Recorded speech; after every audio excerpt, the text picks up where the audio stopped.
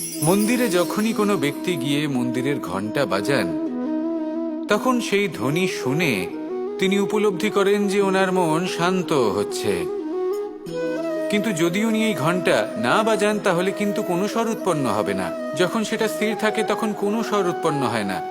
যখন আমরা তাকে আন্দোলিত করি তখন তার অনুনাদ ঘটায়, ক্রমে অনুরণন ঘটে, আর তারপর এমন ধ্বনি উৎপন্ন হয় যা আমাদের আত্মা পর্যন্ত পৌঁছয় আর মনকে শান্ত করে দেয়। এর থেকে আমরা কি শিক্ষা পাই? এটাই, যদি আপনারা জীবনে আবদ্ধ তাহলে থামবেন না, স্থির হয়ে থাকবেন না, চলতে থাকুন, চেষ্টা করতে থাকুন, কখনো থামবেন না। একটা উদাহরণ দিই, কোনো ব্যক্তি পরিবারের বন্ধনে আবদ্ধ, কেউ কর্মের বন্ধনে, কেউ বা মোহর বন্ধনে। যদি আপনি আবদ্ধ থাকেন আর যদি সেই বন্ধন থেকে বেরিয়েও আসতে পারছেন না, তখনও চেষ্টা করতে থাকুন। লক্ষ্যে যদি পৌঁছতে নাও পারেন তাও চেষ্টা করতে থাকুন।